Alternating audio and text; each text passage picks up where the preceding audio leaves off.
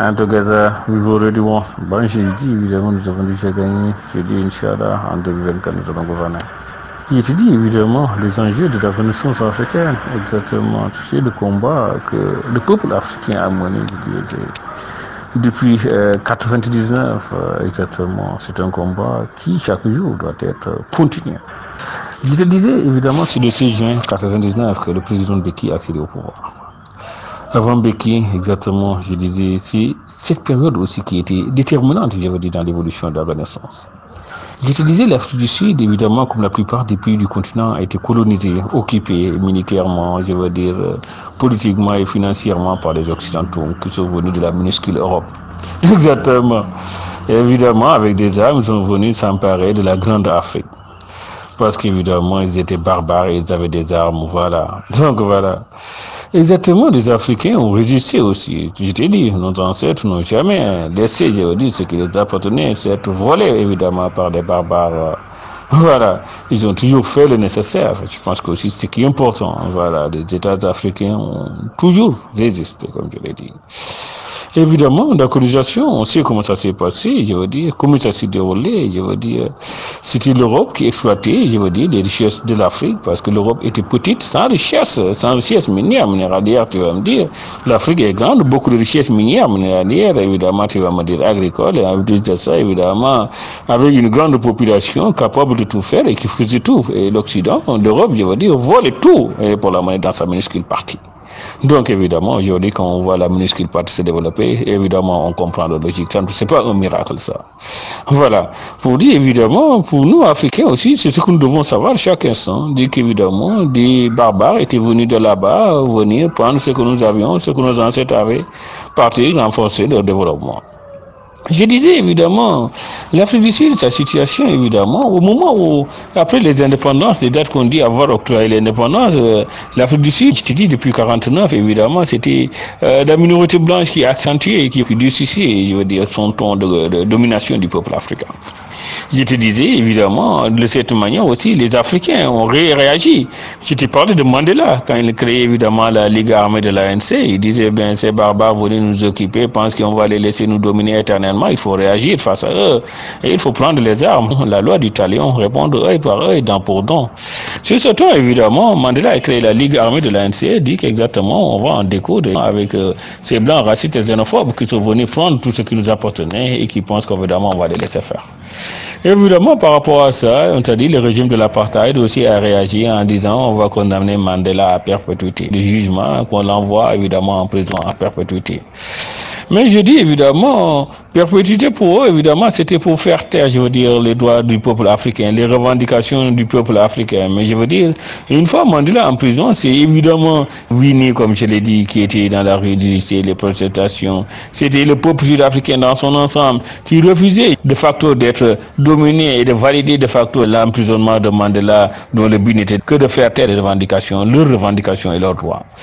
Donc je disais évidemment, pendant des décennies, le peuple sud-africain a résisté, a protesté, a manifesté. Je te dis, le continent a appuyé leur combat. Je te dis évidemment, la création de l'organisation de l'unité africaine en 1964, le continent africain dans son ensemble a dit qu'on va combattre pour les États africains qui ne sont pas encore indépendants. On parlait évidemment de l'Afrique du Sud où le régime de l'apartheid faisait ravage. On parlait évidemment des colonies du Portugal, évidemment, à savoir Angola, Mozambique, Cap-Vert, Guinée-Bissau. On parlait évidemment de la République saharaoui qui était encore sous l'Espagne. Évidemment, toutes ces entités, évidemment, tu vas me dire, dans cette logique, on avait oublié évidemment de dire que les États africains francophones avaient une pseudo-indépendance. Donc évidemment, on va combattre, le continent dans son ensemble va combattre pour l'indépendance de tous les États africains. En 1975, évidemment, les États lusophones accèdent à leur indépendance. En 1976, 1978, évidemment, la République arabe sahraoui aussi accède à l'indépendance. Le Namibie, qui était placé sous tutelle de l'Afrique du Sud, évidemment, accède à l'indépendance en 89. En 88, il faut reconnaître que le prisonnier, le plus long prisonnier, comme on dit, le prisonnier le plus célèbre, exactement, dont l'emprisonnement à perpétuité n'était que de faire taire exactement les revendications légitimes du peuple africain. Ben, ce prisonnier dénommé Nelson Mandela ou Madiba Mandela, exactement, a été libéré et le régime de l'apartheid a avoué son échec, exactement, sa volonté de pouvoir faire taire les revendications légitimes du peuple sud-africain. Mandela libéré en 88, exactement, je l'ai dit, évidemment, évidemment en 94, il sera le premier président de l'Afrique du Sud indépendant. Je t'ai parlé évidemment à sa libération, évidemment les unes de la presse du monde montrant sa photo bravo avec Winnie, exactement pour dire le combat que nous menions a triomphé, exactement, que voilà la minorité blanche raciste et xénophobe soutenue évidemment par les racistes et xénophobes d'Europe, exactement, a échoué, ou ensemble les racistes blancs ont échoué exactement devant les revendications légitimes du peuple africain. Donc évidemment, voilà, comme je te l'ai dit, un gouvernement de transition était inévitable, exactement, et c'est ce que Mandela va faire avec de Klerk avant de devenir en 94 le premier président de l'Afrique du Sud indépendant. Je dis évidemment, Mandela, son mandat, il va le mettre sous le signe du pardon et réconciliation, réconcilier tous les Sud-Africains pour que voilà, l'avenir du Sud-Africain puisse se faire exactement comme il le souhaitait, c'est-à-dire que tous les peuples œuvrent pour le développement et non pas comme le régime de l'apartheid l'avait semé, un peuple qui s'entre-déchire, exactement. Donc voilà, c'est ça aussi l'héritage que Mandela nous a laissé, l'héritage évidemment que Mbeki a continué en accédant au pouvoir en 99 évidemment, soit après un mandat de Mandela. Exactement, Mbeki, sa vision est claire, lui. Il nous dit évidemment le combat que nous avons mené et gagné en Afrique du Sud, mais c'est le combat de tout le peuple africain. L'indépendance évidemment qu'on vient d'avoir, exactement, c'est l'indépendance qu'on a combattue avant d'autres peuples africains. Tu sais, Mbeki, lui, il se fait toujours une logique, un raisonnement clair. Il te donne exactement 3 dates dans sa vision. Le premier, évidemment, la révolution haïtienne. Il y a plus de 200 ans, il dit, voilà quand des Africains étaient pris de la Gambie, du Sénégal et d'autres pays de l'Afrique de l'Ouest, tu me diras, envoyés en esclaves vers les Haïtis par les Français, arrivés évidemment sur les îles, les Haïtiens, les esclaves s'étaient rebellés exactement, je veux dire libérer les îles et chasser les Français, exactement, mais qui dit, ça c'est une date qu'il faut garder pour toujours. Une autre date exactement, mais qui disait la victoire de Ménélique II sur les Italiens. Tu sais, les forces italiennes, en quittant Rome et l'Italie pour venir coloniser l'Éthiopie, exactement, déjà, ils s'auto-glorifiaient.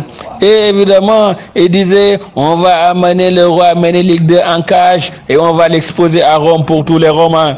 Ben exactement. C'était pensé que les Africains allaient le laisser, je veux dire, exécuter leur colonialisme comme ils le souhaitent. Arrivé sur le terrain, évidemment, Ménélique a bien préparé son combat et tout le peuple éthiopien a été mis en contribution. Tout le peuple a combattu et finalement, ce sont les Italiens qu'on a chassés exactement et l'Éthiopie était devenue indépendante, je veux dire, dès 1922. Le troisième exactement cas que Mbeki avance évidemment, c'est le combat que l'Afrique du Sud a mené pour son indépendance, pour sa liberté, évidemment tu me diras aussi pour son unité comme l'a fait Mandela. Je pense qu'évidemment il te dit, c'est 3 dates exactement qui sont très importantes exactement pour le continent africain, 3 dates exactement qui ont un lien, tu vas me dire, le lien exactement que notre peuple a toujours combattu pour sa dignité, a toujours combattu pour son honneur, a toujours combattu exactement pour son émancipation et fera toujours le nécessaire pour que le 21e siècle soit africain. Évidemment, dans l'espace francophone, si le mouvement international pour la renaissance d'une Afrique unie continue le combat, c'est pour dire exactement que ce lien, non seulement existe, mais ce lien doit être continué. Et évidemment, ce qui se passe dans l'espace francophone où la puissance néocolonialiste française continue de voler tout ce qui appartenait à nos États, avec un racisme, un mépris évidemment à l'égard de notre peuple, tout cela doit être achevé et Inch'Allah, nous ferons tout le nécessaire pour que cela se passe comme ça.